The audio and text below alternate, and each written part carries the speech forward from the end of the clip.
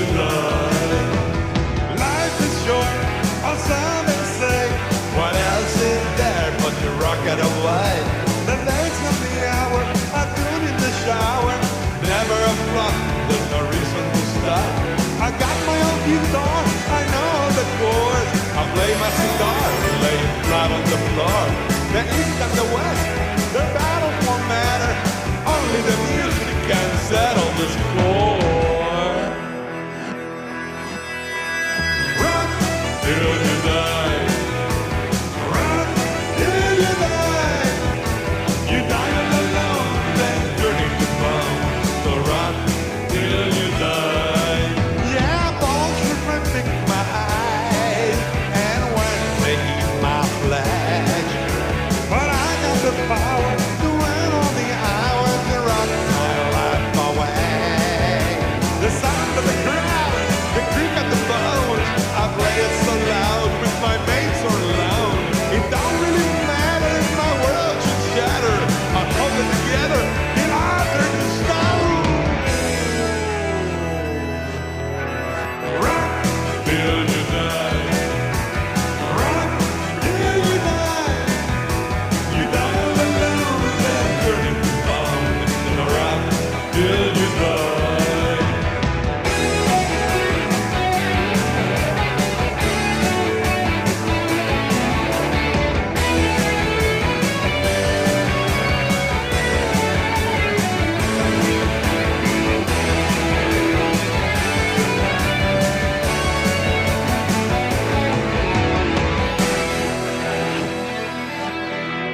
Rock till you die. Rock till you die. You die alone, then turning to bone. So rock till you die.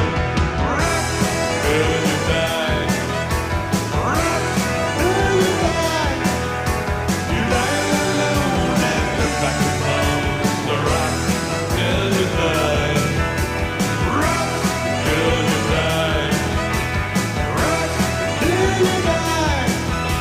You die alone, then turning to bone. So rock till you die. Rock till you die. Rock till you die. Rock till you die.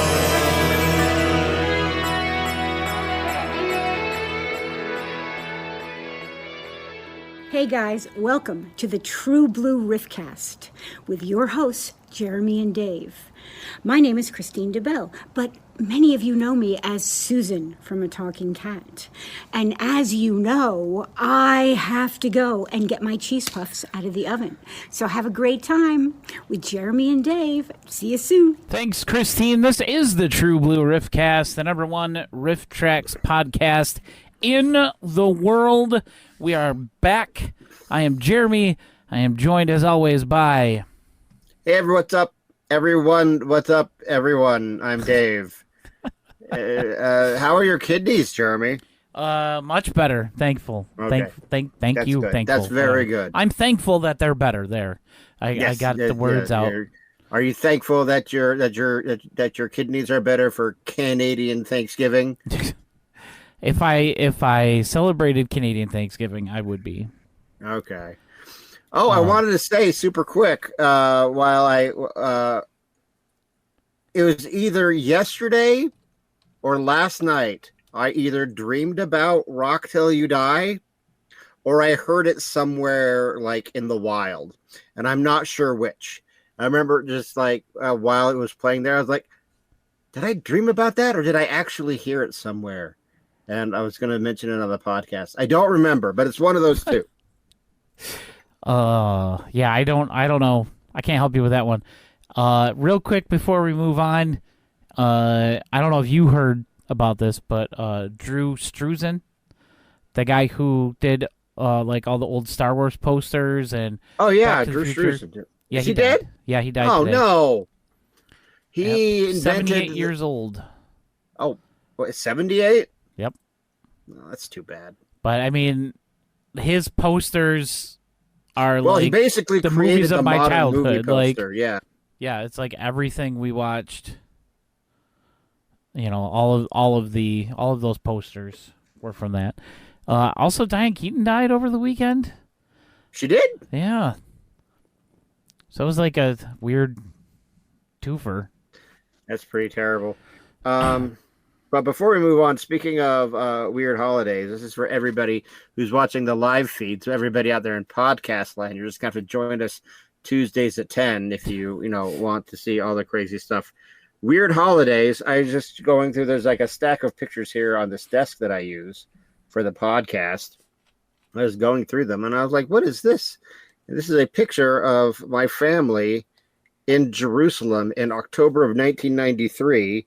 I'm not sure if you can see it, but this is us celebrating Sukkot because my family also celebrates Jewish holidays. And that guy in the orange there, that's me. There's my dad and the rest of our family. So that's a fun memory. Yeah, because it is. The thing is, it's Sukkot right now. So yeah, I do remember seeing that on my calendar. I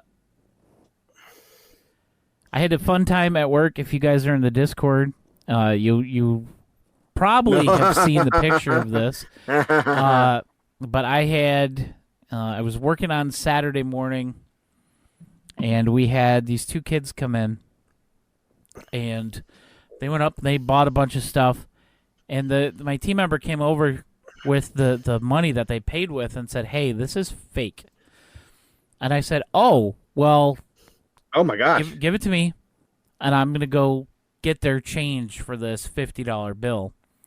And so I went into the cash office, called the police, and just had to try and stall them, so they didn't leave before the police showed up.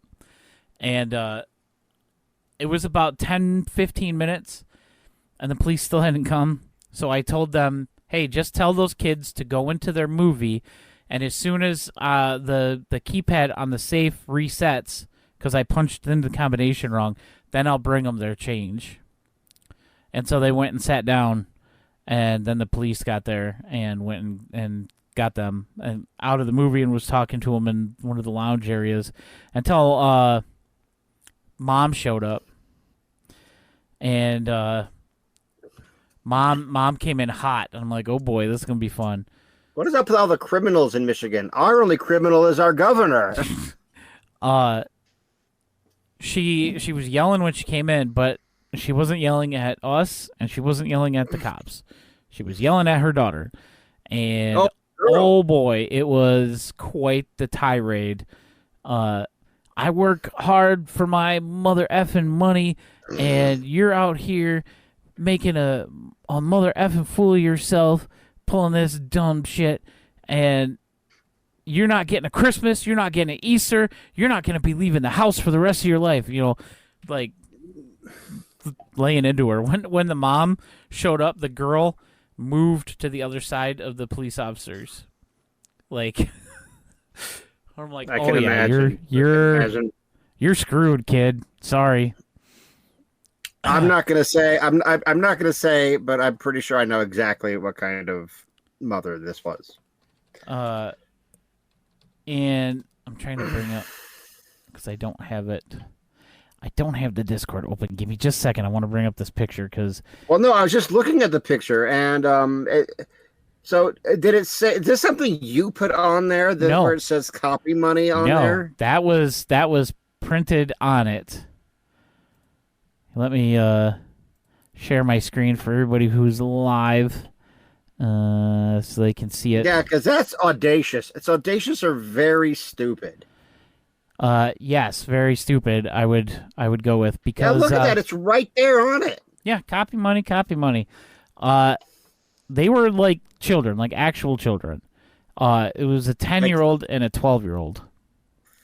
Yeah, and that I didn't know this until after the fact, but someone put them up to it. The kid who used it bought $48 worth of candy, and here I'm thinking they only bought like one thing, and they were waiting for change from a $50 bill. No, they were waiting for like a dollar and something. $2. And, leave, you idiots. Yeah, and they still fell for me telling them, "Oh, just go wait, and we'll want my $2. Yeah, Poor kids. I mean, yeah. I actually just watched that movie a couple days ago, Oliver. Making a reference to Better Off Dead. With the paper Is voice. that the one where Robert Zemeckis did like after Roger Rabbit and after Back to the Future with Bruce Willis? No, Better Off Dead is John Cusack. It's that's Death Becomes Her, right? yeah, right, Death right. Becomes Her was after that. Yeah, no, this is John Cusack. Yeah, but that was the only fun thing that happened recently, because, hoo boy, we had a horrible day today. Yeah, Joy was telling me. And I definitely need to rant about. And I need to some do of a this. better job of remembering things that Jeremy tells me. Yeah. So, my son has, and I don't know if I brought this up before. He's got a vehicle that has been having some issues. He bought it in January of 23. Okay. In February of 23, he had to replace the transmission. That was covered under the warranty that we bought from, that he paid extra for from the dealership, which I guess I'm glad he did at that point. And so we took it into the place. They put a transmission in it, and it was running fine up until about 2.5 weeks ago when the transmission went again. Again? And now it's not covered under warranty at all. It's the warranty that they put in, or for the transmission that they put in, was for 1 year or 12,000 miles. And of course, the warranty from the dealership ended this year also. So we've got a car that has no good transmission. It's basically undrivable. It's $5,000 to put a new one in. The dealership was like, well, you can bring it in and we'll give you a trade-in on it and get you into something different. And I'm like, okay. I looked up the Kelley Blue Book value. In excellent condition, which the car pretty much is, other than, the transmission thing, it's worth $7,000. Mm-hmm. He owes $13,000 on the car. And now we have to put a $5,000 transmission in it. So I called Hyundai and said, hey, we've got this car. If this is a known issue with this model of car from 2019 to 2023, from all of those models, and we need to get this fixed. And they have a goodwill program where basically they take the problems on a case-by-case basis if it's something that's widely known with the vehicle, and they determine whether or not they're going to, help replace it or whatever. And so we finally got it there today, because this was the first day that the dealership had an appointment.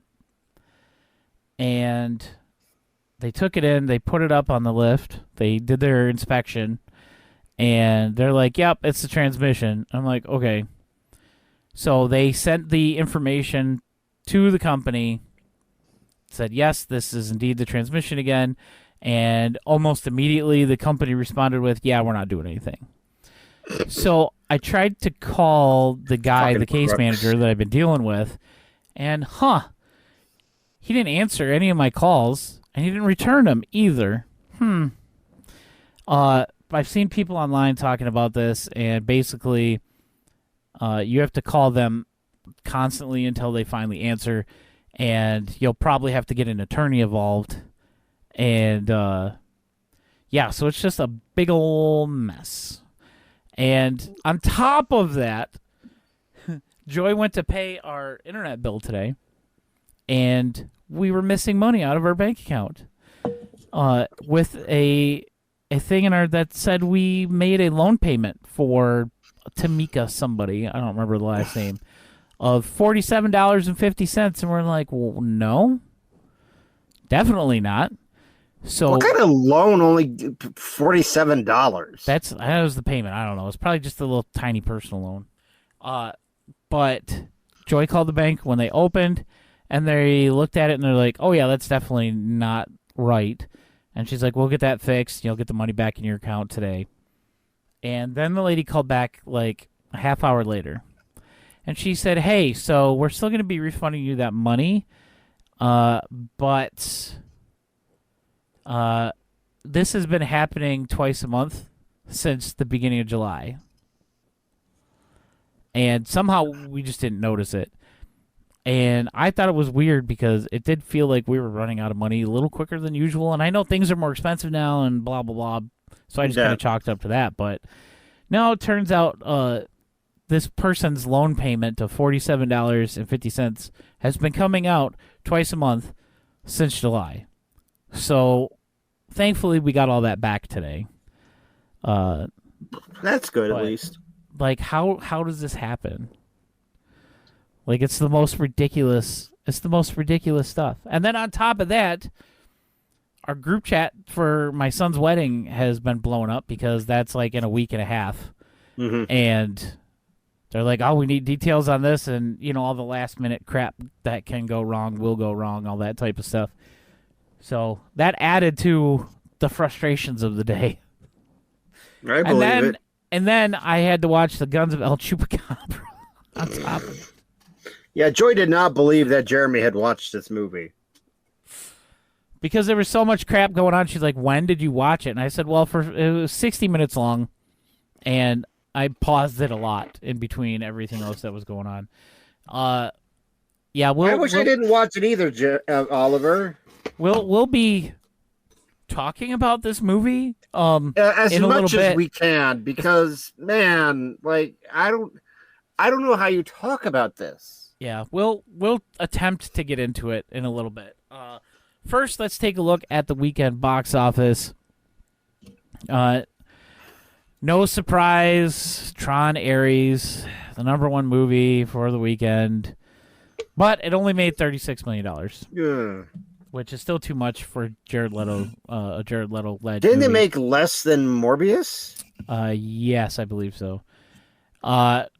Roofman is in second place, One Battle After Another in third, Gabby's Dollhouse, the movie, in fourth, and The Conjuring, Last Rites in fifth place. How many of those movies are there? Those Conjuring movies? I think that's the fourth like main movie. That's one I never got into. Like, you know, I'm not. Like, how does Patrick Wilson survive all of them? Like, I wasn't. He's in like every trailer I see for those movies. He's in. Yeah, I don't know. I haven't watched them. I'm not a big fan of them. I tried watching the first one and I just couldn't get into it. But I saw some bits of Tron and it looks like ass. Like visually, it did not look good. It looked way better too or fakey. worse than Tron Legacy. Yeah. It looked worse than Tron Legacy. I mean, not counting the Jeff Bridges de-aging thing that they did, because that was really bad. Oh no! Did his face look like a rubber mask? that was really bad. But, yeah, just visually, the effects, at least on the bits that I've seen, did not look good, at all. So yeah, that's the weekend box office. There's nothing like coming out for a while that's going to do anything until the weekend before Thanksgiving, when Not Wicked Mithrigan 3. Wicked comes out, and then a couple days after that, Zootopia 2. Those are gonna. I can't believe there's another one. Could you believe that movie? I remember seeing the trailer for that movie, for the first one, for Zootopia. Uh-huh. At Star Wars: The Force Awakens 10 years ago. Can you believe that we are now as far away from The Force Awakens as The Force Awakens was to Revenge of the Sith? Why do you always got to do that to me, Dave? Always. Every episode you take something like that makes me feel super old. Hey man, I am right there with you. But what do you want to do next? You want to do trivia, or do you want me to talk about Child's Play? Go ahead and talk about Child's Play real quick. I'm looking to see what the hell James Wan is up to. See if there's any video. Yeah, well, yeah. So, over the last few days, I decided that I wanted to go through like all the early. There's only like 5 of them before all the reboot, not reboot, like the soft reboot for all the Child's Play movies. And I had a good time, pretty much. I mean, like those movies. I think the first one. You watch it and you watch it now and you can tell that it was very definitely written by a young man who was really good at, creating horror tension and writing nonsensical explosions. He is like 90, he knows how the world works. He knows 90% of how the world works. But like the other 10%, that gap is just glaring. It's like Don. No, that's not how the police investigate a murder. That's not how. No, Don. No. But it's actually it's really fun. I would say that the first Child's Play is very good. Yes. The second Child's Play is probably the best, because that like that's where it feels like a real movie. The third one starts off okay. It has the third one, is that the one where he's in like military school? Yeah, he's in the military school. I only remember 2 things from that movie. I remember that he like crushed somebody in like a trash compactor or like a garbage truck, and during one of the paintball training exercises, he replaced the paintballs with marbles. Yeah. Did that actually happen, or was my brain making that up? I don't know. I just like I got like a third of the way through it, and I'm like, I'm not watching this. Yeah. Like I just noped out. And it was just really bad. It had a really cool opening kill sequence with like the beginning, like at the Toy Store executive. Yeah. And where Chucky is controlling all the toys and kills that guy. And that was great. The rest of the movie is just ass. Because apparently Don Mancini, it was like they wanted, I think it was Universal. They wanted Child's Play to become their like Nightmare on Elm Street or Friday the 13th. And they're like, get us a new script as soon as possible, because I guess he owned all the rights to the character. And he was just like fresh out of ideas after Child's Play 2. And Child's Play 3 was only released like 9 months after Child's Play 2. And so it was just bad. And he says that he doesn't like it. And you know what? I agree with him, And then I watched Bride of Chucky, and oh my God, that is the most 1998 thing I've ever seen in my entire life. Like everything about like that window in time is like encapsulated in that movie. And all of the performances are just, all the human performances, including John Ritter, are just dog shit. The puppets are amazing, and the voice acting is amazing. But like everybody from John Ritter to Katherine Heigl to like all these, like it's just so bad. But it's a fun movie. It's funny, and it was a necessary step towards like taking this concept of Chucky, this little killer doll, and moving it more towards horror comedy. Yeah, which is really should have always been there. So that's good. I think I would say that Bride of Chucky is a good movie, if for no other reason than the phenomenal puppetry. So I think that it's worth it just for that. I'm probably not going to watch Seed of Chucky because I heard that's just terrible. I've heard there's some pretty gross stuff in there too. In Seed of Chucky? Yeah. I believe it. But the interesting thing is, you contrast those movies with like the new movies with Curse of Chucky and Cult of Chucky. And those movies are excellent. Because and Don Mancini says well, I'm going to direct them now. And those movies feel like real movies. I don't know, because they weren't theatrically released. They were direct to DVD or they were direct to home media, let's say. And those movies they're beautifully shot. And it's I think that those movies, those older movies have their charm, particularly Child's Play 1, Child's Play 2, and Bride of Chucky.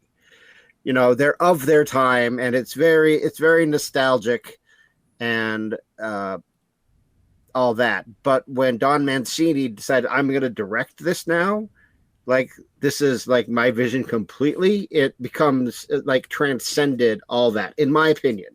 I think Cult of Chucky is probably one of the most beautifully shot movies I've ever seen. There's one kill in particularly, the Asian girl, where she's strapped down to a gurney. I think it's electroshock therapy. I'm not sure, in the mental ward. And one of the way she dies is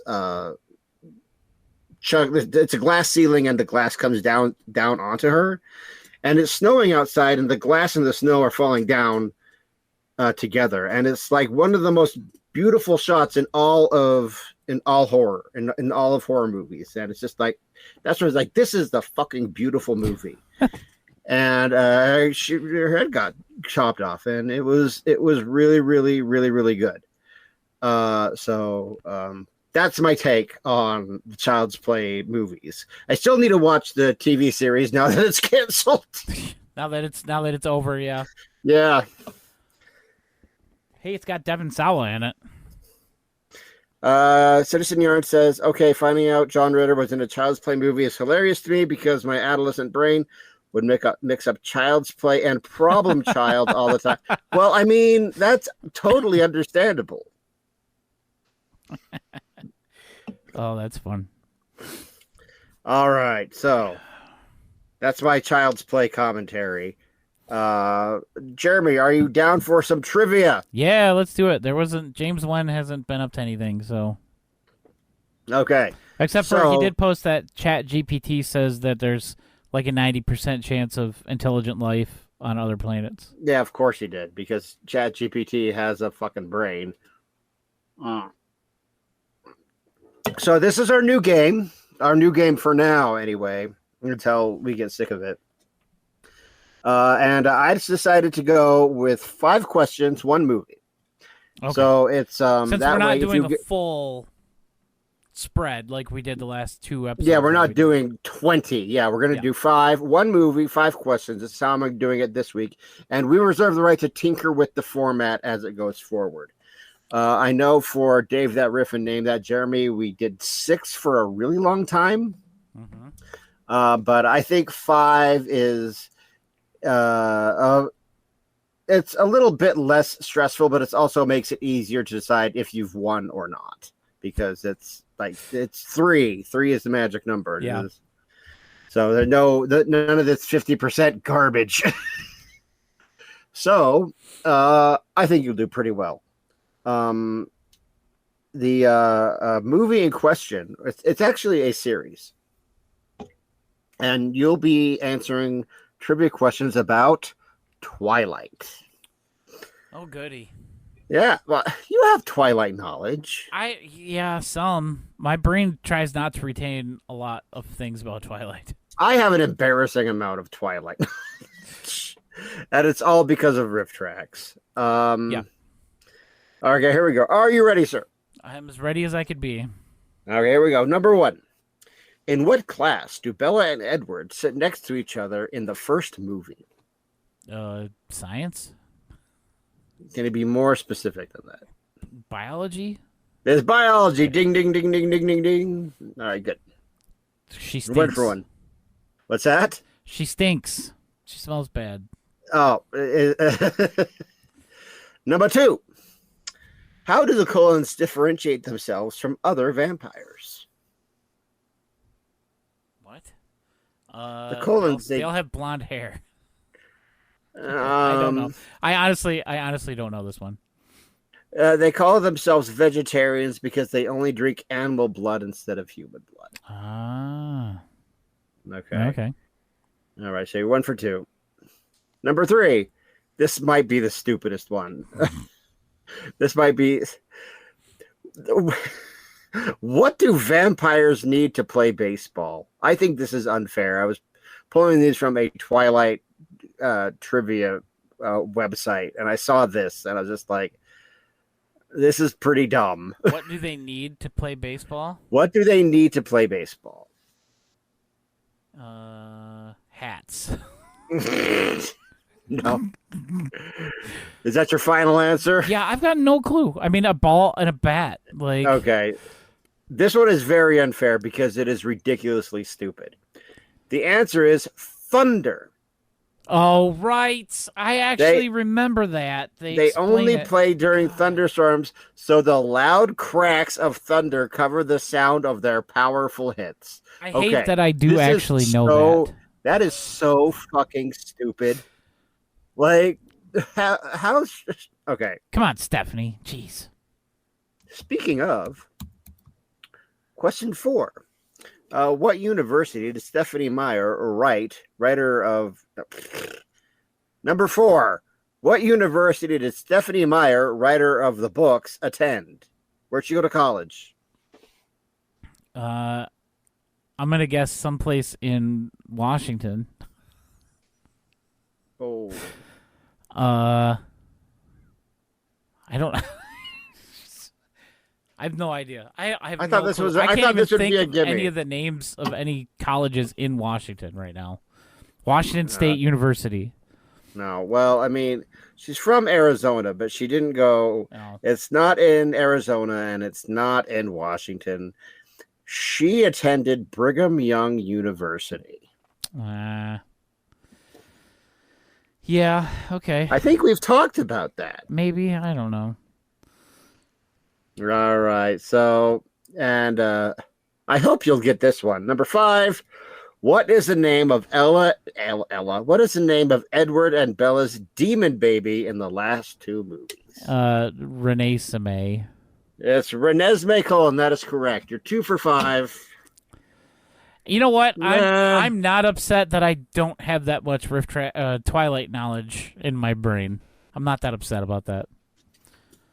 It's, Nessie. I mean, the Loch Ness Monster.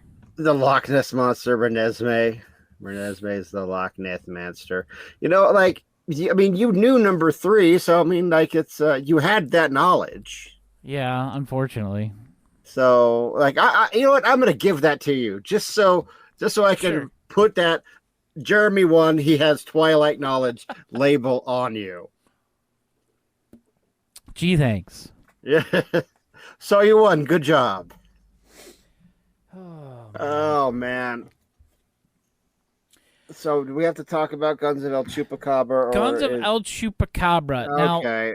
Now, I've been looking at stuff for this, like just recently, just now. Okay. And I've already found a few interesting things. Okay. About this movie that's not really a movie. Okay, guys. Okay, so here's the problem with Guns of El Chupacabra is that it's nonsense. It's complete nonsense. It is the cinematic equivalent of gibberish. Like you can put your eyeballs on it for 60 minutes and pay attention to the whole thing from the opening boob shot to the very end. Yeah. And the opening boob shot it's like they throw those titties at you right away and you're like, "Oh my god." From Skinamax B-movie queen Julie Strain, which I thought was really hilarious that she was in this movie. We also get some mainstays Joe Estevez, of course. You know, Yes, I was shocked to see that Robert Zadar was in this. Joe Not as shocked Estevez, as I think, was- has a blood pact with Donald G. Jackson that he has to be in every movie that he makes or has But made. Joe Estevez, oh yeah, he was Man-at-Arms in this one. Yeah, Robert Zadar was in this as Z-Man, Lord Invader. I gotta go through the names, these character names, because these character names are it'll sum up the movie and how the movie is. So we've got Scott Shaw himself, the writer and producer of this movie, starring as Space Sheriff Jack B. Quick, Julie Strain as Queen Bee, Kevin Eastman, yes, half of the creators of Teenage Mutant Ninja Turtles, as King Almedia. They were married at the time. Is that the reason he was in this movie? They were married, yeah. Okay, guys. So when I saw, Jeremy, I'm gonna let you finish. You finish. But when I saw, I was just watching, and I saw the name Kevin Eastman come up, and I was like, oh, like the creator of Ninja Turtles. I said, just like that. I was like, well, clearly it's just some unknown actor with the name Kevin Eastman, because spin common name roulette, and you're going to come up with that name a couple of times, in Hollywood. You spin that wheel 50 billion times. You're going to come up with a couple of Kevin Eastmans. Yeah. That's not what happened. It's really him. But, I think Kevin or somebody made a riff, or be like, if you wanted to see the co-creator of Teenage Mutant Ninja Turtles, get it on. This is movies for you. And I was like, shut the fuck up. That is not him. I couldn't believe it. And so I just went to IMDb. I went to Wikipedia, and I thought maybe someone fucked up on Wikipedia. And then I went to IMDb, same thing. And I was just like, what? Why? Why is the creator of Ninja Turtles in this roller gator garbage movie? It has to be because of the fact that he was married to Julie Strain at the time. That is the only way. I didn't know he was married to her. Hang on. The aforementioned Robert Zadar as Z-Man, Lord Invader. We have Joe Estevez as Rocket Ranger Dan Danger. Oh my god. The Did an 8-year-old write this? The girl from Roller Gator was in this, and her name was Agent Double D. PJ was in this? I thought that looked like her, but no, it couldn't be her. That was her. That's why they made the joke that she was looking for her friend Baby Gator. What? Oh, wow. Okay. There's a Stranger X. There's somebody, the character that was trapped as food for El Chupacabra, the fully naked lady that got put into a cage. She was called Not an Animal, I think, in the credits at the end. Mm-hmm. But it's just wild. And then I found out there are at least 3 different cuts of this movie. There's the regular Guns of El Chupacabra, which is 90 minutes long. There's I don't know how there can be a version of the movie that is an hour and a half. There's another version of the movie called where was it? The Crimes of El Chupacabra, which was a PG rated version of the film that was released in China. And then there's this RiffTrax cut, which is definitely not PG, but is missing 30 minutes out of the final movie.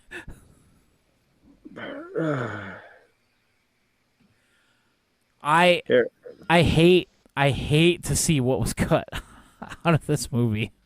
There's no way I want to go on YouTube onto Scott Shaw's channel and watch the entire film as it is posted up there. What is PJ's character name, or what's the actress's name? I don't know.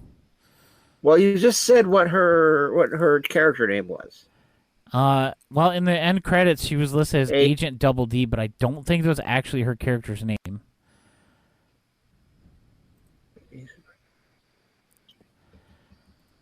This Okay, I'll just look up polar gator. the person who was captured, and the captive, not an animal. Her actual character name is the captive. Her name is Dee Baker, and after this was her first film, and after this she made over 300 porns. Oh my god, that's so that's so bad. Oh man, I was like, oh, does she have an only? Never mind. I'm not going to ask if she has an OnlyFans because there's something else that I saw, and it made me think.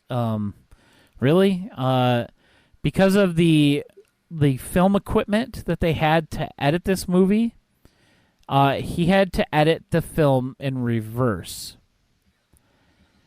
and my first thought was they edited this film like, I guess they did, but it's so bad because it jumps from scene to scene, and each different scene has like a title card, and some of it's like a fake newscast, and some of it's not. Yeah, and it's just random fighting and shooting off screen. And sometimes it will shift to Joe Estevez dressed up as Man-at-Arms. Yeah. Narrating something. And we don't know what he's narrating. I think he's telling the story that we're seeing. But then part of it is like the one guy, Johnny B. Quick or whatever, Jack B. Quick, whatever the hell the guy's name is, he like stops the scene and he's like, this isn't working for me, and he's like, I gotta get my agent on the phone, and I'm like, okay, what are they doing? But then Donald G. Jackson makes an appearance, and they do like this little skit, like we're shooting the movie. Yeah. And what's his name is like this prima donna that's gonna fire his agent if he doesn't get him off this junkyard set. And I'm like, why is this happening? And is all this a movie or isn't it? I don't know. I'm and then but then like the next scene after that is the last scene of the movie, and he goes back to porn star lady and Kevin Eastman. After he kills El Chupacabra with like 5 arrows. El Chupacabra, that puppet is that monster. Best thing about this movie, they even said it in the riff. Best thing about this movie, that is an excellent monster costume. Maybe one of the best monster costumes in all of RiffTrax, and it's in the most garbage movie they've ever done. If this is not the worst movie they've done, it's bottom 3. At most, or at the highest, it's bottom 3. It's very close to the worst. The worst. It's really between this and Things. I think. Well, as far as like worst made movies, yeah. Even Fungicide was better than this. Well, okay, so I was going back and forth. It's just like, well, between this and Baby Ghost, because this is the 4th Donald Jackson movie that they've done. Yeah. And Baby Ghost is pretty bad. And my thing with Baby Ghost is that they didn't go outside at all. They just shot in this ugly, stupid apartment building. And it was like really dumb. But in Baby Ghost, you knew like everybody had realized personalities. You knew what was going on. There was a story structure. Yeah. And you know, it was stupid, and it was very poorly done. And maybe you never left the apartment complex, but at least you knew what you were looking at. Yeah, I didn't have any idea what I was looking at in Guns of El Chupacabra. I don't think anybody did, and it's funny because I'm looking at Scott Shaw's website on his page for the Guns of El Chupacabra. Uh-huh. And he actually has a news section. And on there, it says, RiffTrax has just licensed Guns of El Chupacabra. Look for their parody of the film to be released soon. First of all, idiot, it's not a parody. It's a riff. There's a difference. Yeah. Oh, there's also... Okay. I want to try and talk about some of the scenes in this, the best that my brain can recollect them, because as Oliver said a second ago, it was, where is it? It was the film equivalent of having a stroke, and I 100% agree with that. But it's a lot like Star Games in a way, because Star Games it's constantly throwing insane shit at you the whole way through, and you're just fucking exhausted by the end of it. Yeah. But here's the thing: the difference between Star Games and this, that I will give Star Games over it, is that was all like interesting things that were done. I don't want to say well. You weren't interested in the scene of the lucha libre wrestler, making out with the woman who also put on a lucha libre mask after How many lucha him? libre wrestlers were there in this? There were at least, I think, 3. There was at least 3. Yes. Okay. Then what were their story functions? Into a strong bad joke, which was great. Yeah. There was a guy in a dog mask. Yeah, Dog Boy, and there was a guy who had like just this little wisp of hair right here. And I don't remember if it was Kevin or Bill that said that they really wanted to just like reach up and like cut it off of the dude's chin, because it was really gross looking. But yeah, that Robert Zadar has like a squad of henchmen, and one of them is a dog boy. Wait, so was Robert Zadar their boss? Yeah, and he was the one who was behind the whole thing. Oh, he was? Yeah. I thought Don't ask me how. I only know that because I remember at the beginning, Julie Strain's character was dreaming with her boobs out about fighting this guy, fighting the Chupacabra, and she woke up and she's like, "Oh, Z-Man Lord Invader is doing something," and then at the very end, when Johnny B. Good runs into little Flatface. He's like, "Oh, so you're the one who's behind this whole Chupacabra attack thing," and he's like, "Yes," and then he killed him off screen. Okay, so Robert Zadar is the big bad, and he died like halfway through the movie.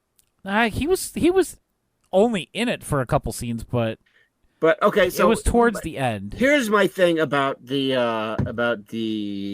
performance of Robert Zadar is that, man, he is giving a pro actor performance, saying the dumbest, most incomprehensible shit he's probably ever said. And that's saying something, because look at Robert Zadar's career. If this is the worst thing he's ever been in, the man was in Samurai Cop. One of the best things about that movie, too. Yeah. Yeah, people give Robert Zadar a hard time, but Robert Zadar is a good man, good actor, and he puts in, he does exactly what's expected of him. What else do we have? Oh, we have the weird like horny scene between Julie Strain.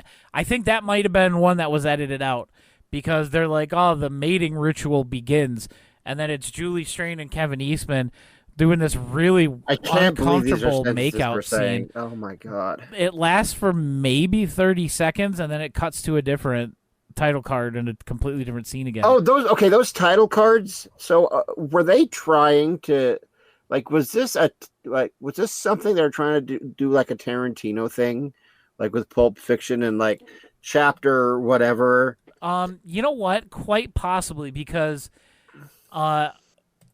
there's also oh my god, why can't I remember his name? Who's the guy who did the Once Upon a Time in Mexico trilogy?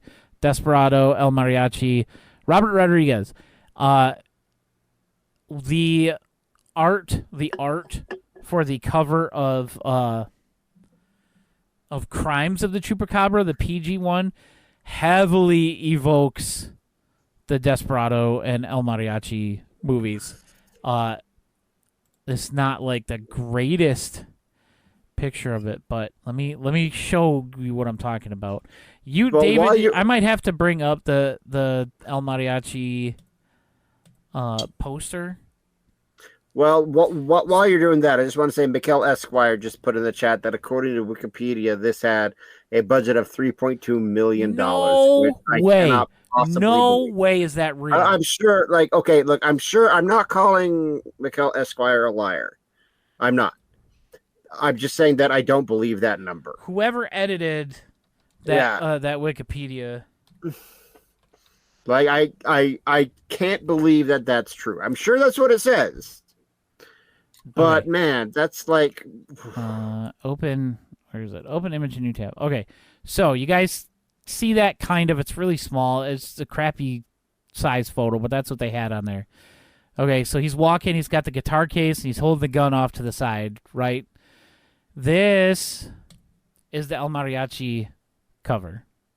well, that's 100% inspired. Yeah. So that's ripping that off. So I would assume that the other thing is definitely Tarantino. IMDb, there's no way. That actually makes me angry that this movie somehow cost $3.2 million when 90% of it was filmed in a dump. It was filmed in a literal landfill. dump. Yeah. How? I mean, I don't know. Like, you could have made at least one episode of Mystery Science Theater 3000 with that money.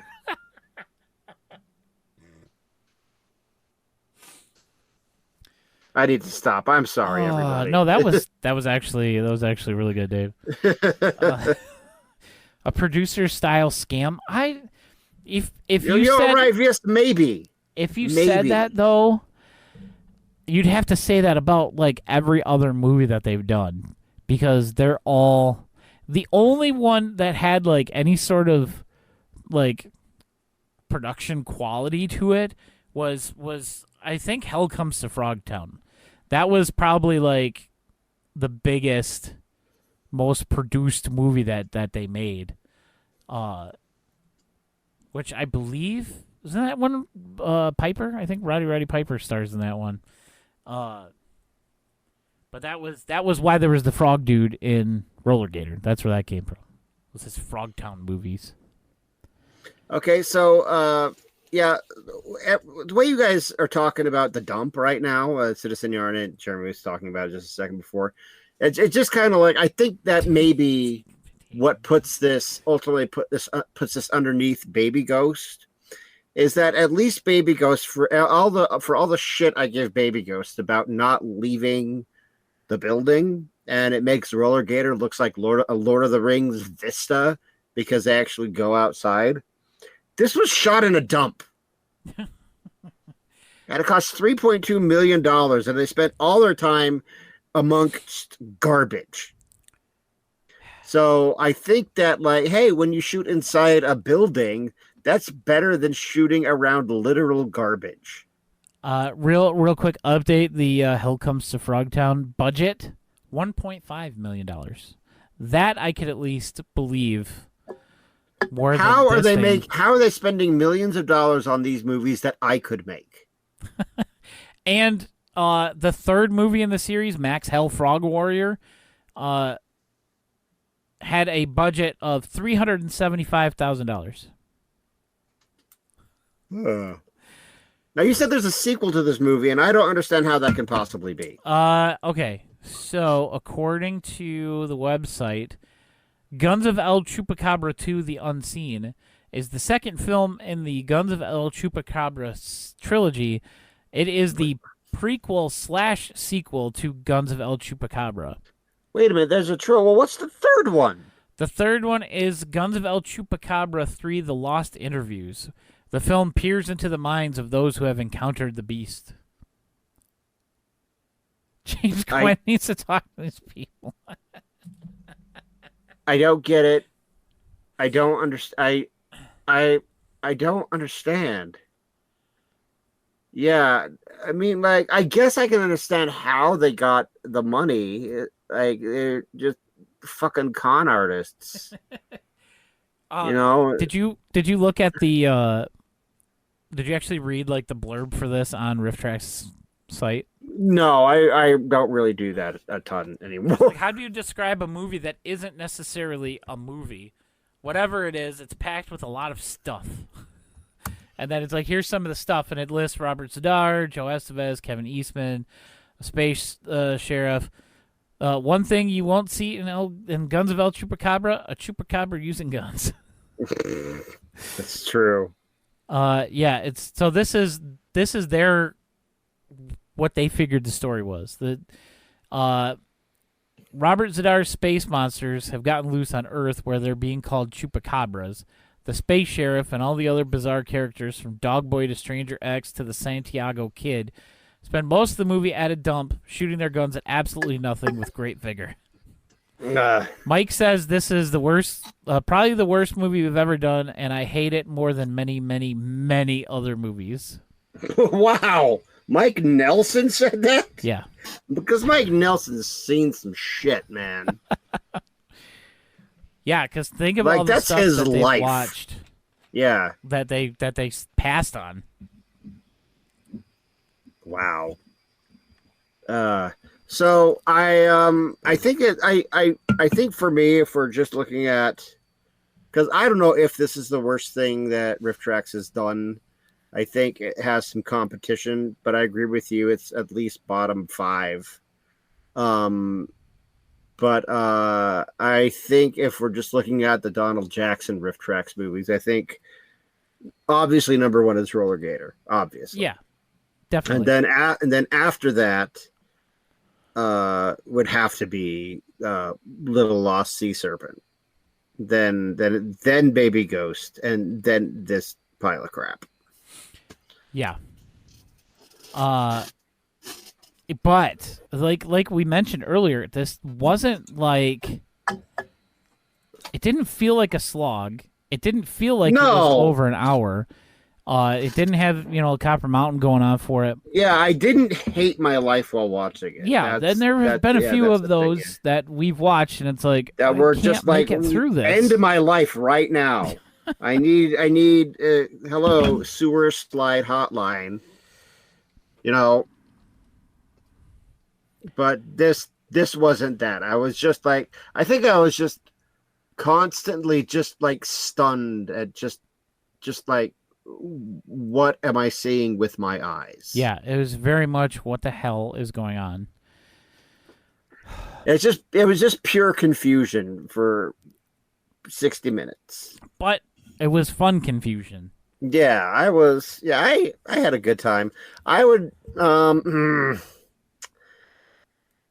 pick it up, if you're a Donald Jackson completist, I would say pick it up.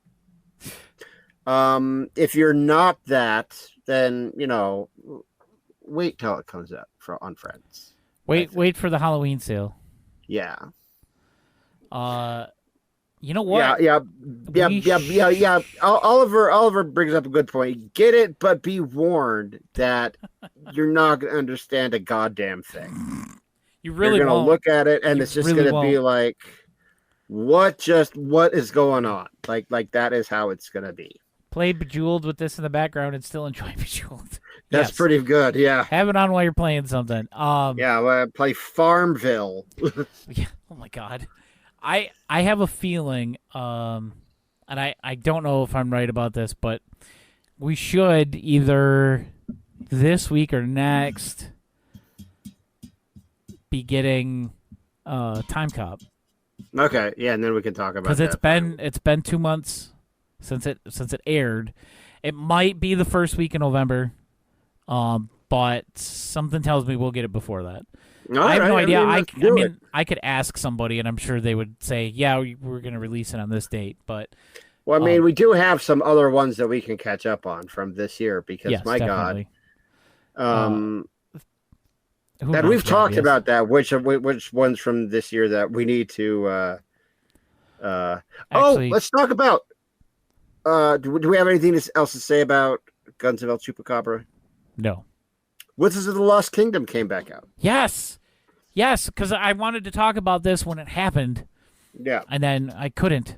Because work and whatever, and so we didn't have an episode for a while. But yes, the most infamous Lost movie from RiffTrax finally returned after however many years it was since it was originally released. Dave, you probably know when it originally came out. I think it was in 20. It was like, because remember I got it. I still have it in my library, and I think it was like January 2017. Yeah, I was gonna say it was Something like like 2017, 2018, somewhere around there. And when they talked about it, when they made like their posts or whatever for it, they're like, to be clear, this isn't a new one. This is the one that we had. And then It was like it didn't make it through. I think I want to say it didn't make it an entire week. It didn't make it an entire weekend. Because I got it. I was going to post about it on the Monday after it came out, and it was gone. It was gone. It disappeared sometime on Sunday. And I emailed about it, and I'm like, hey, what's going on? And they're like, well, we lost rights to it, blah, blah, blah. But then of course, it came out on another riffing show on Netflix, and we're like, okay, I think we know what happened here. Yeah, that might be why he spent so much money on some of these to have exclusive rights. Such who knows? Shit. Yeah. Real quick, I want to mention this. I would talk to Dave before this, and I said, well, if we run short, I can talk about the movie voyage that my wife and I are currently let's embarked do that. on. Yeah, super quick. Yeah. So I have a rather large collection of physical media. Yeah, he does, guys. Me and Jeremy have known each other for almost a decade now, and we've been discussing media for pretty much we've been talking on a regular basis since about 2017. Yeah. And we're actually, and I kind of over the course of these many years, I have gleaned how Jeremy accumulates media. And when he told me how much physical media he has, I was not surprised. Yeah. And it's huge. On our spreadsheet of all of our movies, I had to make a spreadsheet because it was the only way I could keep track of what I owned and what I didn't own and what I won't still need to buy and try and find. And without having every movie individually listed, like if it's in like a Jackie Chan 8 movie pack or from Walmart in 2013. Yeah, stuff like that. I usually just say, oh, I just have this movie pack of, I actually just was given a stack of like 20 movies for $5. What a value. From one of my coworkers. He's like, hey, I found this box of movies in the basement. You want them? I'm like, sure. He's like, yeah, I do. There's a couple good things in there. The Right Stuff, Somewhere in Time. And then there was a copy of the last Airbender live-action movie. And I'm like, hell yeah, I'll take that because then I can watch it with the riff. Because the riff for that movie... The riff. If you have not watched the last Airbender riff, I will have this DVD for literally one of the worst movies of all time. Yeah. And that's some of my collection is definitely like that. But with the packs that I have, all not listed, our total is 977 Blu-rays and DVDs. With every movie and every collection, it's somewhere around 1,020. So we decided that we were actually going to start watching through all of these. A lot of them we've watched before. Some of them, like, my wife has never seen, and so I'm kind of excited to show her some of these. But we've been trying to watch a movie a night. Obviously, that hasn't been happening, and we're not... That has all of our kids' movies on there, too. And I'm not counting those in this unless we watch it, like, all as a family. And that's our movie for the day. Like, we watched something today. I already don't even remember what it was. And, it was Guns of El Chupacabra. No, it was some really... Oh, Igor. The old CG movie starring John Cusack and Molly Shannon. That's the kind of stuff you're going to be watching? No, this is what we watched with the kids today. Oh, That's okay. what they picked. So, like, I'm not counting that at all. But that was our movie for today because I'm doing the podcast tonight, so we're not going to watch anything else. So we're dating them because a lot of times it's like, oh, when's the last time we watched this movie? It feels like it was forever, and it was like 2 months ago. Or it feels like we just watched it and the last time we watched it was like in 2002 or something stupid like that. Oh wow! So I did quick math, and it'll take us like just under 3 years if we watch a movie a day to get through the collection as it stands now. But obviously, we're not going to watch everything because I'm not going to make her watch, Black Devil Doll from Hell and Tales from the Quad Dead Zone and Jim Cotta and stuff Witchery. like that. I don't have Witchery, so No. I only have the first 3 movies from the La Casa series on DVD. But I decided I'm actually going to use my Letterboxd account, and I'm just kind of logging the movies as we watch them on there. So if you guys want to follow along on the journey, and I'm going to post that right in there, you can follow my Letterboxd account right there. I'll give you a follow back because I only follow 6 people right now. I need to follow more people, and I don't even know what this is. it's just like a movie review thing. Like you pick your top 4 movies. You just review Put movies this that you link in watch. the Discord. Yeah, I will. I'll throw it in the Discord too. But if you want to join along, you can follow that with us, and not all the movies are great, but it's fun. What was that vampire movie we watched where the girl sniffs the milk? Oh, Thirst. Yeah, is that on there? I mean, I haven't watched it yet since I bought the Blu-ray. Because that Thirst was a movie that I think we watched on YouTube. Yeah, And we found. That was back when the YouTube was glorious, and you could just put fucking anything on there. You could find any movie you wanted on there. Yeah, we watched that. That was a weird one. A weird Australian-made vampire movie, raising people like cattle for the vampires. Yeah, and then there was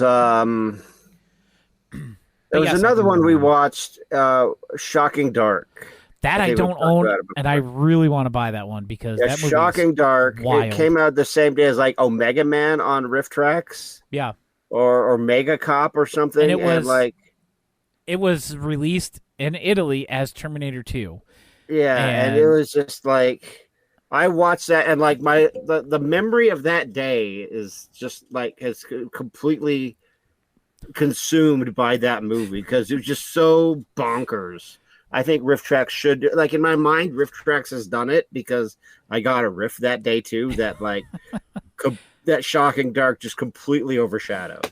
Yeah, it was either Omega Cop or Karate Cop that came out. One of the cops. Yeah.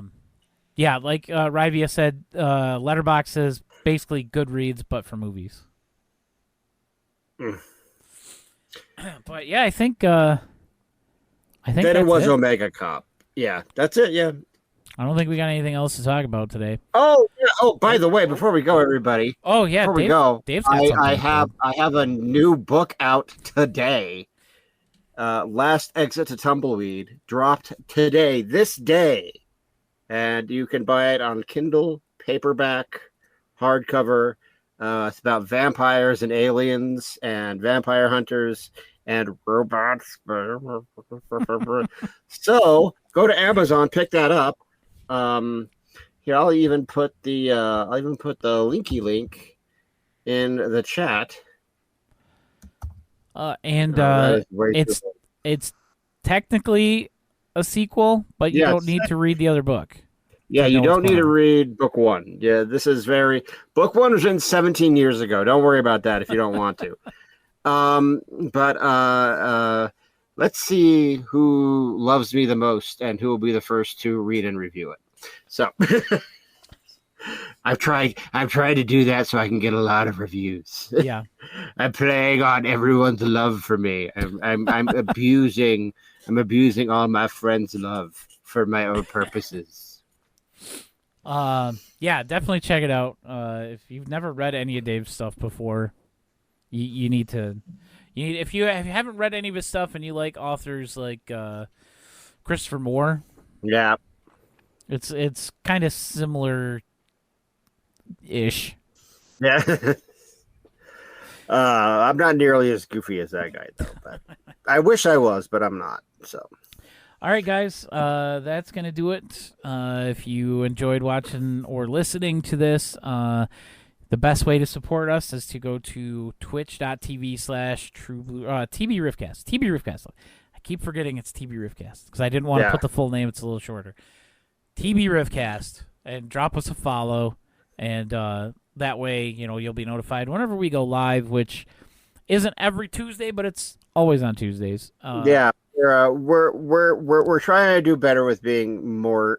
I think we're pretty consistent. I mean, but things happen. Yeah. And you can follow me everywhere else on PB and Awesome. Again, check out that letterbox link and drop a follow and follow along in our 3-year-long exodus through a vast collection of various quality movies. And I'm Dave. You can follow me on X at @DChadwickAuthor. There was a long time I could not remember that name, but I got it down now.